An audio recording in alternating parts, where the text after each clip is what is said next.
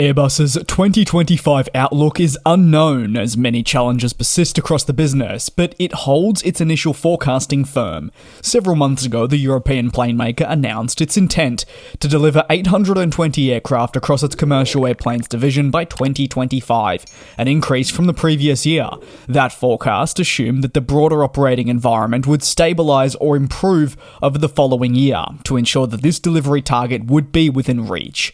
It hasn't been a lie that Airbus has overshot its targets recently, predicting what was a yearly delivery figure that was ultimately too ambitious and not met. In almost every occasion, that figure needed to be reduced, and even then was not met.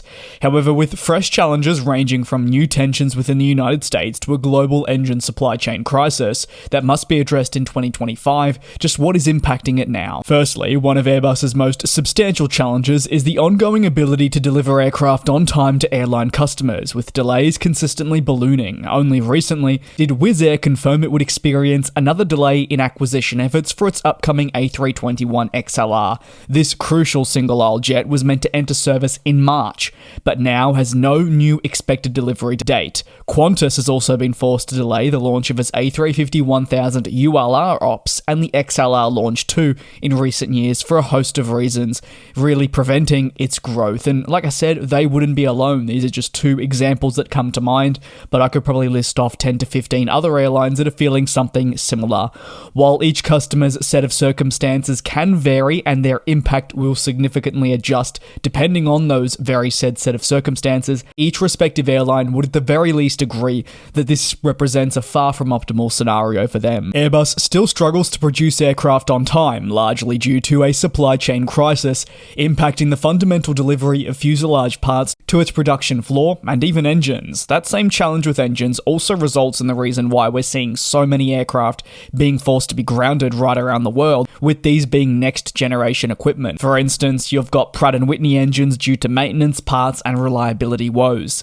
Airbus confirmed on several occasions that it is seeing aircraft that are basically ready to be delivered. However, due to the late arrival of engines in short supply, the formal delivery process cannot be conducted, let alone crucial test flights pushing back delivery timeframes. Engine woes alongside fuselage delays have plagued Airbus for some time, but now there are ongoing political tensions with the United States that are presenting some fresh food for thought. In February, Airbus remained very much wary of the evolving situation surrounding the implementation of tariffs and their impact, suggesting that they would not hesitate to prioritize deliveries to airlines outside of the United States. Much of the prioritization stems from the realization that for Airbus to conduct deliveries to customers in the USA, additional costs would be incurred, which had not been factored in at the time of purchase and the initial deal being signed, or even for some when the jet was actually being built. If Airbus can then send a complete or upcoming jet to an airline that can take it on without, say, additional costs and more immediately to enable it to work through its backlog, well, the plane maker will consider exploring this option very seriously. So really, Airbus faces as many challenges in 2025. There are others included, these some of the more prominent and more of what the CEO highlighted in the last week or so. The reality, though, remains the same as it did 2 months ago. Understanding things such as the tariff situation better is vital to determine the best course of action. For the manufacturer, the only thing that will enable stability in their day-to-day operations is clarity on the unfolding situations. Now, obviously, that can be hard if you look at it from a point of view of tariffs that is ever evolving and nothing is really set in stone, and engine problems have been a present thing for years now. So ultimately, delivery guidance and other forecasts are not changing for now after a pretty successful end to the first quarter.